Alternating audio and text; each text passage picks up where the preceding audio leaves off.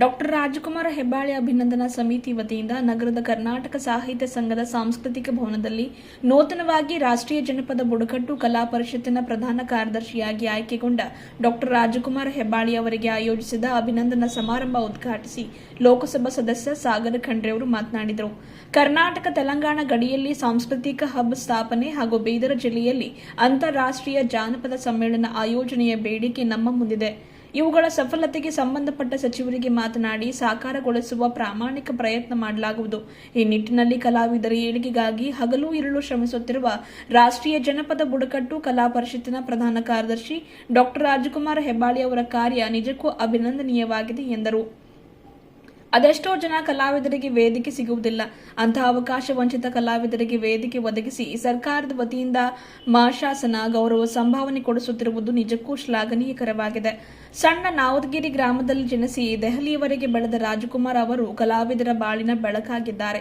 ನಗರದಲ್ಲಿ ಅಂತಾರಾಷ್ಟ್ರೀಯ ಜನಪದ ಸಮ್ಮೇಳನ ಆಯೋಜನೆ, ಗಡಿಯಲ್ಲಿ ಕಲ್ಚರಲ್ ಹಬ್ ಸ್ಥಾಪನೆ ಕುರಿತು ಸಚಿವರೊಂದಿಗೆ ನಾವೆಲ್ಲರೂ ಹೋಗಿ ಚರ್ಚಿಸೋಣ. ಕೇಂದ್ರ ಸರ್ಕಾರದ ಸೌಲಭ್ಯಗಳನ್ನು ಜಿಲ್ಲೆಯ ಜನತೆಗೆ ತಲುಪಿಸುವ ನಿಟ್ಟಿನಲ್ಲಿ ನಾವೆಲ್ಲರೂ ಪ್ರಯತ್ನಿಸೋಣ. ಡಾಕ್ಟರ್ ರಾಜಕುಮಾರ ಹೆಬ್ಬಾಳೆ ಉತ್ತರೋತ್ತರವಾಗಿ ಬೆಳೆಯಲಿ ಎಂದು ಶುಭ ಹಾರೈಸಿದರು. ಕಾರ್ಯಕ್ರಮದಲ್ಲಿ ದಿವ್ಯ ಸಾನ್ನಿಧ್ಯ ವಹಿಸಿದ್ದ ವಾಲ್ಕಿಯ ಹಿರೇಮಠದ ಪೂಜ್ಯ ಶ್ರೀ ಗುರುಬಸವ ಪಟ್ಟದೇವರು ಮಾತನಾಡಿ, ಕಲಾವಿದರ ಕಣ್ಣೀರು ಒರೆಸುವ ಕಾರ್ಯ ಮಾಡುತ್ತಿರುವ ರಾಜಕುಮಾರ್ ಅವರ ಕಲಾ ಸೇವೆ ನಿಜಕ್ಕೂ ಯುವಕರಿಗೆ ಮಾದರಿ. ಅವರ ಸಾಧನೆಗೆ ಎಲ್ಲರ ಸಹಕಾರವಿರಲಿ ಎಂದರು. ಬೀದರ್ ವಿಶ್ವವಿದ್ಯಾಲಯದ ಕುಲಪತಿಗಳಾದ ಪ್ರೊಫೆಸರ್ ಬಿಎಸ್ ಬಿರಾದರ್ ಅವರು ಮಾತನಾಡಿ, ಕಲಾವಿದರು ಬೆಳೆದರೆ ದೇಶದ ಸಂಸ್ಕೃತಿ, ಆಚಾರ ವಿಚಾರಗಳು ಬೆಳೆಯುತ್ತವೆ, ಜನಪದ ಸಂಸ್ಕೃತಿ ಉಳಿಯುತ್ತದೆ. ಈ ನಿಟ್ಟಿನಲ್ಲಿ ದಕ್ಷಿಣ ಭಾರತದ ಕಲಾವಿದರನ್ನ ಉತ್ತರ ಭಾರತದ ಕಡೆಗೆ, ಉತ್ತರ ಭಾರತದ ಕಲಾವಿದರನ್ನ ದಕ್ಷಿಣ ಭಾರತದ ಕಡೆಗೆ ಕಳುಹಿಸುತ್ತಿದ್ದಾರೆ. ಇದರಿಂದ ಸಾಂಸ್ಕೃತಿಕ ವಿನಿಮಯ, ಪರಸ್ಪರ ಪ್ರೀತಿ, ವಿಶ್ವಾಸ ಮತ್ತು ಕಲೆಗಳ ಪರಿಚಯವಾಗುತ್ತದೆ. ಇಂತಹ ಕಲಾವಿದರಿಗೆ ಸರ್ಕಾರಿ ಸೌಲಭ್ಯಗಳನ್ನು ಒದಗಿಸುತ್ತಿರುವ ಡಾಕ್ಟರ್ ರಾಜಕುಮಾರ್ ಹೆಬ್ಬಾಳೆಯವರ ಮೇಲೆ ಅವರ ಅಜ್ಜಿ ಲಿಂಗೈಕ್ಯ ರತ್ನಮ್ಮನವರ ಹಾಗೂ ಕುಟುಂಬದ ಮತ್ತು ಕಲಾವಿದರ ಆಶೀರ್ವಾದವಿದೆ. ಜಾನಪದ ಸಂರಕ್ಷಕ ಡಾಕ್ಟರ್ ರಾಜಕುಮಾರ್ ಅವರಿಗೆ ದೇವರು ಇನ್ನೂ ಎತ್ತರಕ್ಕೆ ಬೆಳೆಯುವಂತೆ ಮಾಡಲಿ ಎಂದರು. ಅಭಿನಂದನೆ ಸ್ವೀಕರಿಸಿ ಸನ್ಮಾನ ಸ್ವೀಕರಿಸಿ ಡಾಕ್ಟರ್ ರಾಜಕುಮಾರ ಹೆಬ್ಬಾಳೆ ಅವರು ಮಾತನಾಡಿ, ಒಂದು ಕಾಲದಲ್ಲಿ ಗಡಿ ಜಿಲ್ಲೆ ಬೀದರ್ನಲ್ಲಿ ಜನಪದ ಸಾಹಿತ್ಯದ ಪ್ರಚಾರ ಕಡಿಮೆಯಾಗಿತ್ತು. ಹೀಗಾಗಿ ಕರ್ನಾಟಕ ಜಾನಪದ ಪರಿಷತ್ತಿನ ಮೂಲಕ ಜಿಲ್ಲೆಯ ಸಾವಿರಾರು ಕಲಾವಿದರನ್ನು ಗುರುತಿಸಿ ಅವರಿಗೆ ವೇದಿಕೆ ಒದಗಿಸಿ ಎಲ್ಲರ ಸಹಕಾರದಿಂದ ಕಲೆ, ಸಾಹಿತ್ಯ, ಸಂಸ್ಕೃತಿ ಸಂವರ್ಧನೆಗಾಗಿ ಶ್ರಮಿಸಲಾಗ್ತಾ ಇದೆ. ಗಡಿ ಭಾಗದ ಬೀದರ್ ಹಾಗೂ ತೆಲಂಗಾಣದ ಕೆಲವು ಗ್ರಾಮಗಳಲ್ಲಿ ಉತ್ತರ ಭಾರತದ ಪಂಜಾಬ್, ಹರಿಯಾಣ, ಜಮ್ಮು ಕಾಶ್ಮೀರ, ಉತ್ತರ ಪ್ರದೇಶ, ಮಹಾರಾಷ್ಟ್ರ, ಅಸ್ಸಾಂ, ತೆಲಂಗಾಣ ಸೇರಿದಂತೆ ಹಲವು ರಾಜ್ಯದ ಕಲಾವಿದರಿಗೆ ಬೀದರ್ ಜಿಲ್ಲೆಗೆ ಕರೆಯಿಸಿ ಉತ್ಸವ ಮಾಡಲಾಗ್ತಾ ಇದೆ. ಹಲವು ಸೌಲಭ್ಯಗಳ ಬಗ್ಗೆ ನಮ್ಮ ಭಾಗದ ಜನರಿಗೆ, ಕಲಾವಿದರಿಗೆ ಗೊತ್ತಿಲ್ಲ. ಅಂತಹ ಕೇಂದ್ರ ಸರ್ಕಾರ ಸೌಲಭ್ಯ ಜಿಲ್ಲೆಗೆ ತಂದು ಒದಗಿಸಲಾಗುತ್ತಿದೆ ಎಂದರು. ಕರ್ನಾಟಕ ಸಾಹಿತ್ಯ ಸಂಘದ ಅಧ್ಯಕ್ಷ ಡಾಕ್ಟರ್ ಜಗನ್ನಾಥ ಹೆಬ್ಬಾಳೆ ಮಾತನಾಡಿ, ಜನಪದ ಕಲೆ ಉಳಿವಿಗಾಗಿ ನಗರದಲ್ಲಿ ಅಂತಾರಾಷ್ಟ್ರೀಯ ಜನಪದ ಸಮ್ಮೇಳನ ನಡೆಸಬೇಕಾಗಿದೆ. ಕಲಾವಿದರ ಏಳ್ಗೆಗಾಗಿ ಗಡಿಯಲ್ಲಿ ಕಲ್ಚರಲ್ ಹಬ್ ಸ್ಥಾಪಿಸಬೇಕು. ಪ್ರತಿ ತಿಂಗಳಿಗೊಮ್ಮೆ ಆಯಾ ತಜ್ಞರ ಸಭೆ ಕರೆಯಿಸಿ ಜಿಲ್ಲೆಯ ಆಗು ಹೋಗುಗಳ ಬಗ್ಗೆ ಹಾಗೂ ಸಾಧಿಸಬೇಕಾಗಿದೆ ಕಾರ್ಯಗಳ ಬಗ್ಗೆ ಚರ್ಚಿಸಿ ಜಿಲ್ಲೆಯ ಸಮಗ್ರ ಅಭಿವೃದ್ಧಿಗೆ ಸಾಗರ ಖಂಡ್ರೆಯವರು ಶ್ರಮಿಸಬೇಕು. ಅವರ ಸಹಕಾರ ಬೇಕಾಗಿದೆ. ಬೀದರ್ ವಿಶ್ವವಿದ್ಯಾಲಯದ ಏಳ್ಗೆಗೆ ಸಹಕಾರ ನೀಡಬೇಕು ಎಂದು ಸಂಸದರಲ್ಲಿ ಈ ಮೂಲಕ ಮನವಿ ಮಾಡಿಕೊಂಡರು. ಅಧ್ಯಕ್ಷತೆ ವಹಿಸಿದ್ದ ಹಿರಿಯ ಸಾಹಿತಿ ಡಾಕ್ಟರ್ ಸೋಮನಾಥ್ ಯಳವರ್ ಹಾಗೂ ಬಿಡಿಎ ಅಧ್ಯಕ್ಷ ಬಸವರಾಜ ಜಾಬಶೆಟ್ಟಿ ಅವರು ಮಾತನಾಡಿದರು. ಅಭಿನಂದನಾ ನುಡಿಗಳನ್ನಾಡಿದ ಕರ್ನಾಟಕ ಜಾನಪದ ಪರಿಷತ್ ಔರಾದ ತಾಲೂಕು ಅಧ್ಯಕ್ಷರಾದ ಡಾಕ್ಟರ್ ಸಂಜೀವ್ ಕುಮಾರ್ ಜುಮ್ಮ ಅವರು ಮಾತನಾಡಿದರು. ವೇದಿಕೆಯ ಮೇಲೆ ಕನ್ನಡ ಸಾಹಿತ್ಯ ಸಂಘದ ಟ್ರಸ್ಟ್ ಅಧ್ಯಕ್ಷ ಶಂಕರಪ್ಪ ಹೊನ್ನ, ಸಂತೋಷ ಪಾಟೀಲ್, ಅಶೋಕ ಹೆಬ್ಬಾಳೆ, ಸಮಿತಿ ಅಧ್ಯಕ್ಷ ಪ್ರೊಫೆಸರ್ ಎಸ್.ಬಿ. ಬಿರಾದರ್, ಉಪಾಧ್ಯಕ್ಷ ನಿಜಲಿಂಗಪ್ಪ ತಗಾರೆ, ಪ್ರಧಾನ ಕಾರ್ಯದರ್ಶಿ ಸಂಘಟನಾ ಕಾರ್ಯದರ್ಶಿ ಎಸ್.ಬಿ. ಕುಚಬಾಳ್, ಕಾರ್ಯದರ್ಶಿ ಶಿವಶಣ್ಣಪ್ಪ ಗಣೇಶಪುರ್, ಕೋಶಾಧ್ಯಕ್ಷ ಅಶೋಕ್ ಹೆಬ್ಬಾಳೆ, ಸಂಚಾಲಕ ವೈಜನಾಥ್ ಪಾಟೀಲ್, ಸಂಯೋಜಕಿ ಆಶಾ ರಾಠೋಡ್, ಸದಸ್ಯರಾದ ಪ್ರಕಾಶ್ ಕನ್ನಾಳೆ, ಧನರಾಜ್ ಆನೇಕಲ್, ನೀಲಕಂಠ ಸ್ವಾಮಿ ಸೇರಿದಂತೆ ಸಮಿತಿಯ ಸರ್ವ ಸದಸ್ಯರು ಹಾಜರಿದ್ದರು. ನವಲಿಂಗ ಪಾಟೀಲ್ ನಿರೂಪಣೆ ಮಾಡಿದರು. ಎಲ್ಲರನ್ನ ಸ್ವಾಗತಿಸಿ ಮತ್ತು ಪ್ರಾಸ್ತಾವಿಕವಾಗಿ ಮಹಾರುದ್ರ ಡಾಕುಳ್ಗಿ ಮಾತನಾಡಿದರು. ಡಾಕ್ಟರ್ ಸುನೀತಾ ಕುಡ್ಲಿಕರ್ ವಂದಿಸಿದರು. ಈಗಾಗಲೇ ನಮ್ಮ ಜುಮಾ ಸರ್ ಅವರು ಎಲ್ಲನೇ ಮಾತಾಡ್ಬಿಟ್ಟಾರ, ಎಲ್ಲನೇ ಹೇಳ್ಬಿಟ್ಟಾರ. ನಮಗೇನು ಜಾಸ್ತಿ ಮಾತಾಡಕ್ಕೆ ಅವಕಾಶ ಕೊಟ್ಟಿಲ್ಲ. ಆದ್ರೆ ಅವ್ರೇನ್ ಸೇವೆ ಮಾಡ್ಯಾರ, ಕಲಾವಿದರಿಗೆ ಅವಕಾಶ ಕೊಡ್ತಾ ಇದ್ದಾರೆ, ಅವರಿಗೆ ವೇದಿಕೆ ಕೊಡ್ತಾ ಇದ್ದಾರೆ. ಬಹಳ ಒಂದು ಮೆಚ್ಚಬೇಕು ನಾವೆಲ್ಲರೂ. ಯಾಕಂದ್ರೆ ಸಾಕಷ್ಟು ಜನರು ಅವ್ರಿಗೆ ಟ್ಯಾಲೆಂಟ್ ಇರುತ್ತೆ, ಎಲ್ಲಾನೇ ಇರುತ್ತೆ, ಆದ್ರೆ ಅವ್ರಿಗೆ ಒಂದು ವೇದಿಕೆ ಸಿಗೋದಿಲ್ಲ. ಅವ್ರೇನು ಅವ್ರ ಟ್ಯಾಲೆಂಟ್ ಅವ್ರ ಪ್ರದರ್ಶನ ಮಾಡ್ಬೇಕಂತಂದ್ರೆ, ಅವ್ರೇನ್ ಜನರಿಗೆ ತೋರಿಸ್ಬೇಕಂತಂದ್ರೆ ಅವ್ರು ಕಲ್ತಿರೋದು ಸಾಕಷ್ಟು ಜನರಿಗೆ ಆ ವೇದಿಕೆನೇ ಸಿಗೋದಿಲ್ಲ. ಆದ್ರೆ ನಮ್ಮ ಡಾಕ್ಟರ್ ರಾಜ್ಕುಮಾರ್ ಹೆಬ್ಬಾಳೆ ಅವರು ನಮ್ಮ ಬೀದರು, ನಮ್ಮ ಪಾಲ್ಕಿ ಎಲ್ಲ ಅವರ ಬಸವ ಕಲ್ಯಾಣ, ಹುಮ್ನಾಬಾದ್ ಎಲ್ಲ ತಾಲೂಕು ಎಲ್ಲ ಕ್ಷೇತ್ರಗಳ ಕಲಾವಿದರಿಗೆ ಬೇರೆ ಬೇರೆ ಕಡೆ ಕಳಿಸೋದು, ಬೇರೆ ಬೇರೆ ಕಡೆ ಅವಕಾಶ ಕೊಡ್ತಾ ಇದ್ದಾರೆ. ಅದು ಅಷ್ಟೇ ಇಲ್ಲ, ಅಂದ್ರು ನನಗೆ 3 ಜನರಿಗೆ ನಾನು ಪೆನ್ಷನ್ ಕೂಡ ಮಾಡಿಸ್ಕೊಟ್ಟಿದ್ದೀನಿ. ಅವರಿಗೆ ಸಹಾಯಧನ ಇಸ್ಕೊಡೋದು ಎಲ್ಲ ಅವರಿಗೆ ಅವಕಾಶ ಕೊಡ್ತಾ ಇದ್ದಾರೆ ಅಂತಂದ್ರೆ ನಾವೆಲ್ಲರೂ ಅವರಿಗೆ ಅಭಿನಂದನೆ ಸಲ್ಲಿಸಬೇಕಾಗತ್ತೆ. ಇಡೀ ರಾಷ್ಟ್ರದಲ್ಲಿ ಅವರು ಸೇವೆ ಸಲ್ಲಿಸ್ತಾ ಇದ್ದಾರೆ. ಈಗಾಗಲೇ ಅವರಂದ್ರು ಅಂತಾರಾಷ್ಟ್ರೀಯ ನಾವೊಂದು ಜನಪದ ಒಂದು ಕಾರ್ಯಕ್ರಮ ಮಾಡಬೇಕು, ಇಂಟರ್ನ್ಯಾಷನಲ್ ಫೋಕ್ ಫೆಸ್ಟಿವಲ್ ಮಾಡಬೇಕು ಅಂತ ಈಗಾಗಲೇ ನಾನು ಡಾಕ್ಟರ್ ರಾಜ್ಕುಮಾರ್ ಹೆಬ್ಬಾಳೆ ಜೊತೆ ಕೂಡ ನಾನು ಮಾತಾಡ್ತಾ ಇರುವಾಗ ಅವರು ಕೂಡ ಅದೇ ಅಂದ್ರು. ಲಾಸ್ಟ್ ಟೈಮ್ 2011ರಲ್ಲಿ ಬೀದರ್ ಆಗಿತ್ತು. ಈ ಸಲ ಮುಂಬರುವ ದಿನಗಳಲ್ಲಿ ಮತ್ತೊಂದ್ಸಲ ಬೀದರಲ್ಲಿ ಒಂದು ಅಂತಾರಾಷ್ಟ್ರೀಯ ಮಟ್ಟದ ನಾವೊಂದು ಫೆಸ್ಟಿವಲ್ ಮಾಡಬೇಕು ಅಂತ ನಾನು ಕೂಡ ಕೇಂದ್ರ ಸಚಿವರಾದ ಗಜೇಂದ್ರ ಸಿಂಗ್ ಶೇಖಾವತ್ ಸರ್ ಅವರಿಗೆ ನಾವೆಲ್ಲರೂ ಹೋಗಿ ಮನವಿ ಮಾಡ್ತೀವಿ. ಅದ್ರ ಜೊತೆ ಡಾಕ್ಟರ್ ಜಗನ್ನಾಥ್ ಹೆಬ್ಬಾಳೆ ಸರ್ ಕೂಡ ಅಂದ್ರು ನಮ್ಮ ಬಾರ್ಡರ್ ಅಲ್ಲಿ ಒಂದು ಭವನ ನಿರ್ಮಾಣ ಮಾಡಬೇಕಾಗಿದೆ, 34 ಕೋಟಿ ಅನುದಾನ ಬಿಡುಗಡೆ ಆಗ್ಬೇಕಾಗಿದೆ. ಅದನ್ನು ಕೂಡ ನಾವು ಹೋಗಿ ಫಾಲೋ ಮಾಡಿ ನಾವು ಮಾಡ್ತೀವಿ. ಕಲ್ಚರಲ್ ಹಬ್ ಮಾಡಬೇಕಾಗಿದೆ. ಇದೆಲ್ಲ ನಮ್ಮ ಕಲಾವಿದರಿಗೆ ನಾವೇನು ಸಾಂಸ್ಕೃತಿಕ ನಾವೇನು ಕಾರ್ಯಕ್ರಮ ಮಾಡ್ತೀವಿ, ಫೋಕ್ ಡ್ಯಾನ್ಸಿಂಗ್ ಇರ್ಬೋದು, ಫೋಕ್ ಸಿಂಗಿಂಗ್ ಇರ್ಬೋದು, ಇದೆಲ್ಲ ನಾವು ಪ್ರಮೋಟ್ ಮಾಡಕ್ಕೆ ಬಹಳ ಮುಖ್ಯವಾದದ್ದು. ನಮ್ಮೆಲ್ಲ ಜನರಿಗೆ ಬಹಳ ಸಹಾಯ ಆಗುತ್ತೆ, ಬಹಳ ಹೆಲ್ಪ್ ಆಗುತ್ತೆ ಅಂತ ನಾವೆಲ್ಲರೂ ಕೂಡಿ ಒಗ್ಗಟ್ಟಾಗಿ ನಾವು ಕೆಲಸ ಮಾಡ್ತೀವಿ. ಇದರಲ್ಲಿ ನಮ್ಮ ಹೆಬ್ಬಾಳೆ ಪರಿವಾರದವರು ಎಲ್ಲರೂ ಯಾವಾಗಲೂ ನಮ್ಮ ಜಿಲ್ಲೆಯವರಿಗೆ, ನಮ್ಮ ಬೀದರ್ ಜನರಿಗೆ ಇವೆಲ್ಲ ಏನು ಕಾರ್ಯಕ್ರಮಗಳು ತಂದು ಅವರು ಎಲ್ಲರಿಗೆ ನಮಗೆ ಅವಕಾಶ ಮಾಡಿಕೊಡ್ತಾ ಇದ್ದಾರೆ. ಎಲ್ಲ ಹೊಸ ತಂದು ಅವರು ಯೋಜನೆಗಳೆಲ್ಲ ತಯಾರು ಮಾಡಿ ಮಾಡ್ತಾ ಇದ್ದಾರೆ. ನಾವೆಲ್ಲರೂ ಇದಕ್ಕೆ ನಾವು ಸಹಕಾರ ಮಾಡ್ತೀವಿ, ಗುರುಗಳು ಅದಕ್ಕೆ ಸಹಕಾರ ಮಾಡ್ತಾರೆ. ಎಲ್ಲರೂ ಕೂಡಿ ಸಹಕಾರ ಮಾಡಿ ಇದನ್ನು ಯಶಸ್ವಿ ಮಾಡ್ತೀವಿ. ಇಡೀ ಭಾರತ ದೇಶದ ಮ್ಯಾಪ್ ನಲ್ಲಿ ಬೀದರು ಕೂಡ ಮ್ಯಾಪ್ ಬರ್ತದ, ಮೊದಲನೇ ಸ್ಥಾನಕ್ಕೆ ಬರ್ತದ ಅಂತ ನನಗೆ ನಂಬಿಕೆ ಇದೆ ಅಂತ ಹೇಳಿ ಮತ್ತೊಂದ್ಸಲ ತಮ್ಗೆಲ್ಲರಿಗೂ ಹಾಗೂ ಡಾಕ್ಟರ್ ರಾಜ್ಕುಮಾರ್ ಹೆಬ್ಬಾಳೆ ಅವರಿಗೂ ಎಲ್ಲರಿಗೂ ನನ್ನ ವತಿಯಿಂದ ಧನ್ಯವಾದಗಳನ್ನು ಸಲ್ಲಿಸಿ ನನ್ನ ಮಾತು ಮುಗಿಸುತ್ತೇನೆ. ನಾನು 2 ನಿಮಿಷ ಮಾತಾಡ್ತೀನಿ.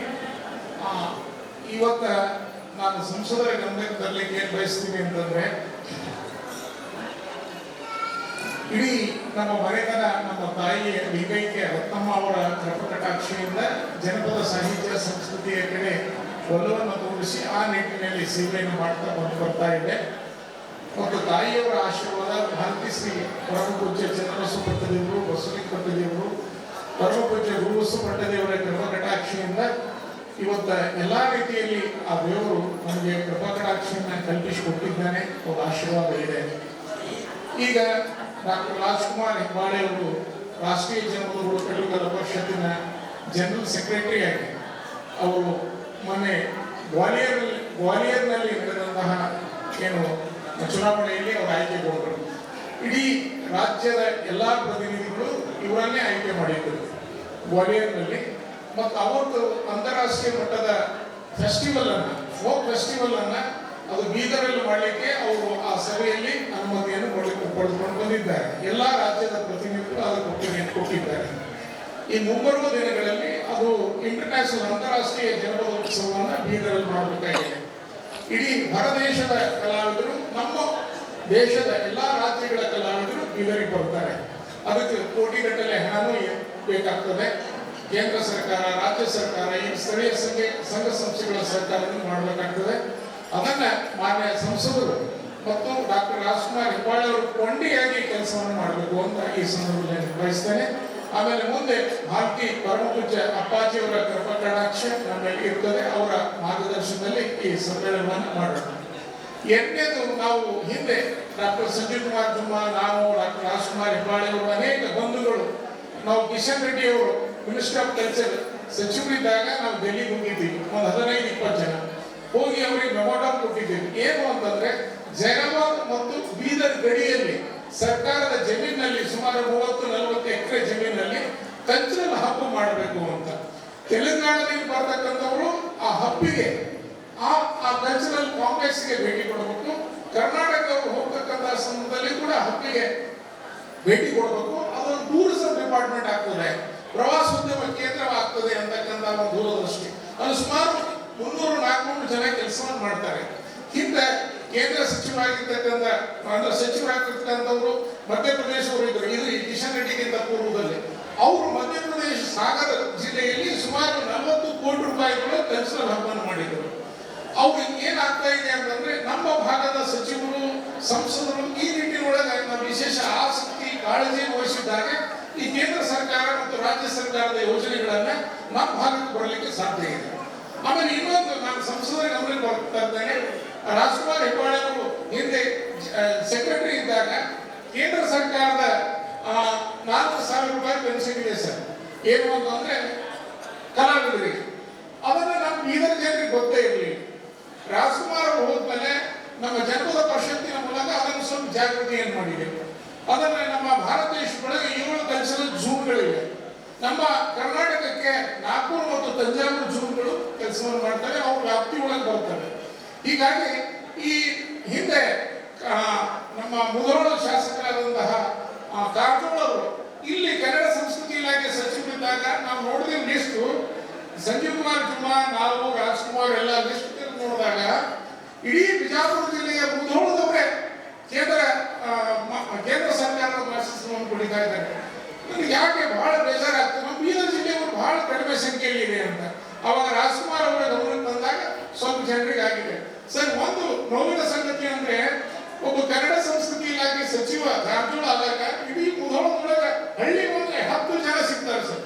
ಕುಮಾರ್ ಹೆಬ್ಬಾಳೆ ಅವರು ನಿಜಕ್ಕೂ ಇದು ಏನು ಬುಡಕಟ್ಟು ಜನಾಂಗದ ಇದು ಸೇವಾ ಅದಲ್ಲ, ಇದು ನಿಜಕ್ಕೂ ಇದು ದೇವರ ಸೇವಾ. ಇದು ತಳಗ್ ಬಿದ್ದವರು ಕೆಳಗೆ ಬಿದ್ದವರು ಏನದು ಕಾಡಿನಾಗ ನಾಡು ಬಿಟ್ಕೊಂಡು ಕಾಡಿನಾಗ ಇಡೋರಿಗೆ ಅವರಿಗೆ ಇದು ಏನು ಜನರಿಗೆ ಎತ್ತರದಲ್ಲ, ಇದು ನಿಜಕ್ಕೂ ಇದು ಯಾರು ಮಾಡ್ತಾರ ಅವ್ರಿಗೆ ಭಗವಂತ ಭಾಳ ಎತ್ತರ ಮಟ್ಟಕ್ಕೆ ತಗೊಂಡು ಬರ್ತಾರ. ಆ ಭಗವಂತನೇ ಎತ್ತರ ಮಟ್ಟಕ್ಕೆ ಹೋಯ್ತಾನೆ. ಅದ್ರ ಸಲಕ್ಕೆ ಬಹುತೇಕ ನಮ್ಮ ಹೆಬ್ಬಾಳೆ ಪರಿವಾರದಾಗ ನಮ್ಮ ಡಾಕ್ಟರ್ ಜಗನ್ನಾಥ್ ಹೆಬ್ಬಾಳೆ ಅವರು ಜಿಲ್ಲೆಯ ಘನತೆಗೆ ಅವರು ಹೆಚ್ಚಿಸಿದ್ರು. ರಾಷ್ಟ್ರ ಮಟ್ಟಕ್ಕೆ ರಾಜ್ಕುಮಾರ್ ಹೆಬ್ಬಾಳೆ ಅವರು ಈ ಬುಡಕಟ್ಟು ಜನಾಂಗ ಈ ಕಲಾ ಬಳಗ ತಗೊಂಡು ಏನು ಕಾರ್ಯ ಮಾಡ್ತಾ ಇದ್ರಲ್ಲ, ನಿಜಕ್ಕೂ ಇದು ದೇಶ ಮೆಚ್ಕೊಳ್ತಕ್ಕಂಥ ಕಾರ್ಯ.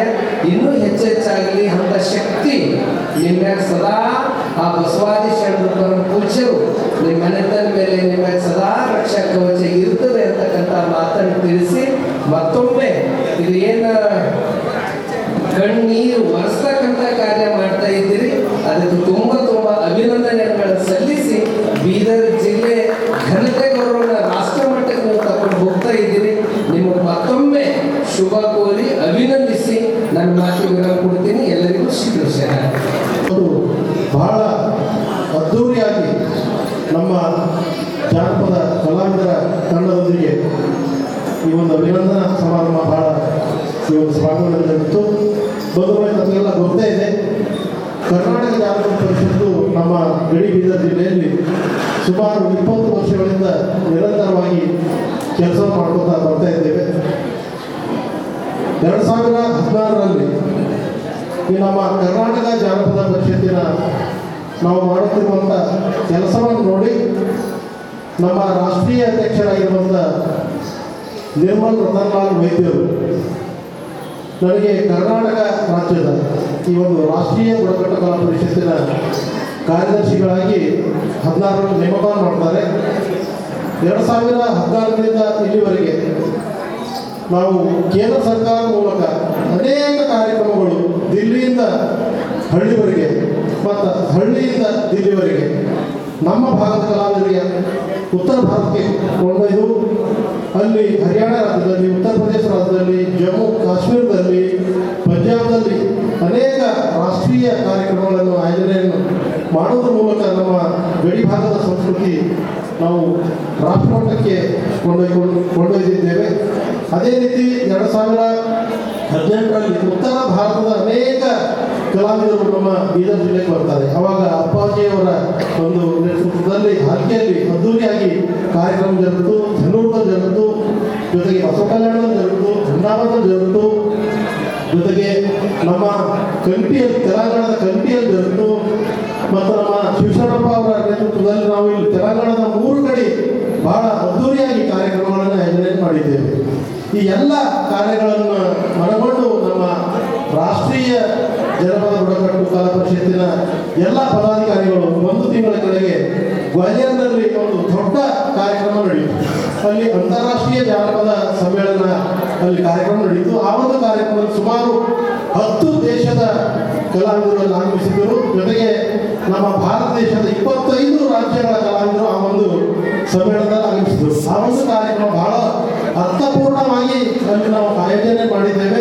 ಅದು ಎಲ್ಲವನ್ನು ಕೆಲಸವನ್ನು ಮಾಡಿಕೊಂಡು ನಮ್ಮ ರಾಷ್ಟ್ರೀಯ ಜನಪದ ಬುಡಕಟ್ಟು ಕಲಾ ಪರಿಷತ್ತಿನ ಮಾನ್ಯ ಅಧ್ಯಕ್ಷರು ಜೊತೆಗೆ ಎಲ್ಲ ರಾಜ್ಯದ ಕಾರ್ಯದರ್ಶಿಗಳು ಸದಸ್ಯರು ನನಗೆ ಈ ಒಂದು ದೊಡ್ಡ ಜವಾಬ್ದಾರಿಯನ್ನು ನೀಡಿದ್ದಾರೆ. ಇದರ ಮೂಲ ಕಾರಣ ಏನಂತಂದ್ರೆ ನಮ್ಮ ಜನಪದ ಕಲಾವಿದರ ಜೊತೆಗೆ ನನಗೆ ಇಲ್ಲಿ ಕಾರ್ಯಕ್ರಮ ಆಯೋಜನೆ ಮಾಡಲಿಕ್ಕೆ ನನ್ನ ಹೆಗಲಿಗೆ ಕೊಟ್ಟಂತ ನಮ್ಮ ಕರ್ನಾಟಕ ಸಾಹಿತ್ಯ ಸಂಘದ ಎಲ್ಲ ಪದಾಧಿಕಾರಿಗಳು, ಜೊತೆಗೆ ನಮ್ಮ ಚಿಕ್ಕಪ್ಪರಾಗಿರುವಂಥ ಜಗನ್ನಾಥ ಬಳೆವರು, ನಮ್ಮ ಚಂದ್ರಶೇಖರ್ ಕಾಕವರು, ಜೊತೆಗೆ ನಮ್ಮ ಎಲ್ಲ ಮನೆಯ ತಮ್ಮಂದಿರು ಅಣ್ಣದವರ ಪ್ರತಿಯೊಂದು ಕಾರ್ಯದಲ್ಲಿ ಹೆಗಲಿಗೆ ಕೊಟ್ಟು ನಮ್ಮ ಎಲ್ಲ ಕಾರ್ಯಕ್ರಮ ಸಕ್ರಿಯವಾಗಿ ಅವರು ಬೆಂತಕ್ಕಂಥ ಕೆಲಸ ಮಾಡ್ತಾ ಇದ್ದಾರೆ. ಹೀಗಾಗಿ ತಮ್ಮೆಲ್ಲರ ಆಶೀರ್ವಾದದಿಂದ ಇವತ್ತು ಪ್ರಧಾನ ಕಾರ್ಯದರ್ಶಿ ಆಗಿದ್ದೇನೆ ಅಂತಂದ್ರೆ ಅದು ಇಡೀ ನಮ್ಮ ಕಲಾ ಭಾಗಕ್ಕೆ ಅರ್ಪಣೆ ಸೇರುತ್ತದೆ ಅನ್ನುವ ಮಾತುಗಳನ್ನು ಹೇಳ್ತಾ, ಜೊತೆಗೆ ಮುಂದಿನ ದಿನಗಳಲ್ಲಿ ಖಂಡಿತವಾಗಿಯೂ ನಾವು ನಮ್ಮ ಜನಪದ ಪರಿಷತ್ತು ಜೊತೆಗೆ ರಾಷ್ಟ್ರೀಯ ಜನಪದ